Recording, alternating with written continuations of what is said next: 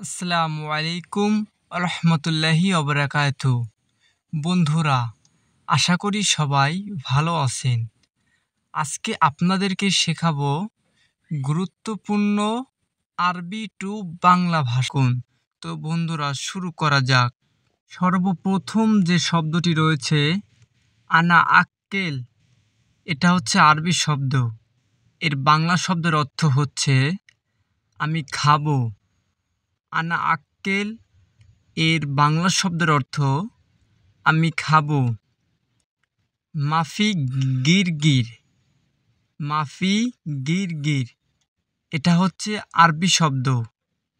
এর বাংলা প্রতিশব্দ হচ্ছে বক বক করো না। এখানে মাফি অর্থ কোনো কিছু না করা, আর গিরগির অর্থ বক বক করা। 3 নম্বরে যে শব্দটি রয়েছে হাদা জিদিদ, এর বাংলা শব্দের অর্থ এটা কি নতুন। হাদা জিদিদ এটা হচ্ছে আরবি শব্দ এবং এর বাংলা শব্দ হচ্ছে এটা কি নতুন। মাফি কয়েস, এর বাংলা শব্দের অর্থ ভালো নাই। এখানে মাফি অর্থ না থাকা কোনো কিছু বোঝায় এবং কয়েস অর্থ ভালো। এখানে মাফি কয়েস অর্থ এটা হচ্ছে আরবি শব্দ এবং এর বাংলা শব্দ হচ্ছে ভালো নেই। 5 নম্বরে যে শব্দটি রয়েছে মিন শাখ, এটা হচ্ছে আরবি শব্দ। এর বাংলা শব্দ হচ্ছে কে দেখেছে। 6 নম্বরে যে শব্দটি রয়েছে আনা রোহ, এটা হচ্ছে আরবি শব্দ। এর বাংলা শব্দের অর্থ হচ্ছে আমি যাই। আনা রোহ অর্থ আমি যাই। আবগা, এর বাংলা শব্দের অর্থ লাগবে।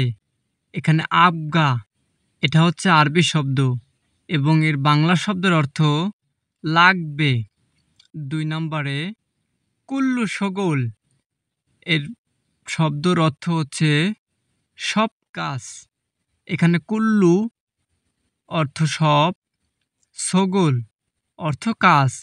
কুল্লু শগল অর্থ সব কাজ। 3 নম্বরে যে শব্দটি রয়েছে হুয়া শগল হেনা, এটা হচ্ছে আরবি শব্দ। এর বাংলা শব্দের অর্থ সে এখানে কাজ করবে। এখানে হুয়া অর্থ সে, শগল অর্থ কাজ করা, হেনা অর্থ এখানে। 4 নম্বরে যে শব্দটি রয়েছে এশ কালাম ইনতা, এর অর্থ কি বলো তুমি। এখানে এশ কালাম ইনতা এটা হচ্ছে আরবি শব্দ এবং এর বাংলা প্রতিশব্দ হচ্ছে কি বলো তুমি। এখানে এশ অর্থ কি, কালাম অর্থ বলা, ইনতা অর্থ তুমি। 5 নম্বরে যে শব্দটি রয়েছে মুখ মাফি, এর অর্থ বুদ্ধি নেই। এখানে মুখ মাফি এটা হচ্ছে আরবি শব্দ এবং এর বাংলা শব্দের অর্থ হচ্ছে বুদ্ধি নেই। এখানে মুখ অর্থ বুদ্ধি, মাফি অর্থ কোনো কিছু নেই বোঝাতে মাফি। তো সেক্ষেত্রে এই ভাষাগুলা খুবই গুরুত্বপূর্ণ বন্ধুরা। সচরাচর দৈনন্দিন জীবনে সব সময় আপনাদের কাজে লাগবে। তো ভাষাগুলো আপনারা নোট করে রাখেন এবং যদি কোনো শব্দ না বুঝেন আমি আবারও বলছি আমাদের কমেন্ট বক্সে কমেন্ট করুন এবং ইনবক্সে টেক্সট করে আমাদের সাথে আপনার সমস্যাগুলো সমাধান করে নিন। তো বন্ধুরা, পরবর্তীতে যে শব্দগুলো রয়েছে সেগুলো হচ্ছে কাতির মুশকিলা, এর অর্থ অনেক সমস্যা। আপনাকে কেউ যদি জিজ্ঞাসা করে যে আপনার কোনো সমস্যা হচ্ছে কিনা, সেক্ষেত্রে আপনার আরবিতে বলতে হবে কাতির মুশকিলা। এর বাংলা শব্দের অর্থ অনেক সমস্যা। 2 নম্বরে আনা মাফি মালুম, এর বাংলা শব্দের অর্থ আমি বুঝি নাই।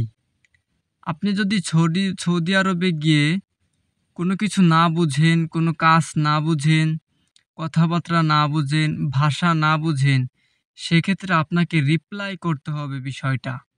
আনা মাফি মালুম এর বাংলা শব্দের অর্থ আমি বুঝি নাই। আপনার সেক্ষেত্রে বলতে হবে আনা মাফি মালুম। ৩ নম্বরে যে শব্দটি রয়েছে মাফি গিরগির, অর্থ বক বক করো না। সৌদি আরবে আপনার রুমমেট বা আপনি যার সাথে কাজ করছেন, সে যদি বেশি একটা কথা বলে, বেশি ঘন পেঁচাল পারে, সেক্ষেত্রে আপনার তাকে বলতে হবে মাফি গিরগির, অর্থ বক বক করো না। ৪ নম্বরে যে শব্দটি রয়েছে আনা জেদিদ, এটা হচ্ছে আরবি শব্দ এবং এর বাংলা শব্দ হচ্ছে আমি নতুন। এখানে আনা অর্থ আমি, জেদিদ অর্থ নতুন। এবং সর্বশেষ ৫ নাম্বারে যে শব্দটি রয়েছে বন্ধুরা, এটাই আমাদের সর্বশেষ শব্দ। এরপরে আশা করি আর কোনো শব্দ নেই। তো ৫ নাম্বারের শব্দটা হচ্ছে ইনতা অ্যাশ মুশকিলা। এর বাংলা শব্দের অর্থ হচ্ছে তোমার কি সমস্যা? এখানে ইনতা অ্যাশ মুশকিলা, এটা হচ্ছে বন্ধুরা আরবি শব্দ এবং এর বাংলা যে শব্দটা সেটা হচ্ছে তোমার কি সমস্যা? আপনি যদি কাউকে জিজ্ঞাসা করতে চান যে আপনি কারো জন্য ডিস্টার্ব ফিল করতেছেন, আপনি কারো জন্য সমস্যা ভোগ করতেছেন, সেক্ষেত্রে আপনার বলতে হবে ইনতা অ্যাশ মুশকিলা, তোমার কি সমস্যা? তুমি আমার সাথে এইরকম করতেছো কেন? তোমার কি সমস্যা? তুমি আমার সাথে এই ধরনের ব্যবহার করতেছো কেন? তো বন্ধুরা, আশা করি ভিডিওটি অনেক ভালো লেগেছে।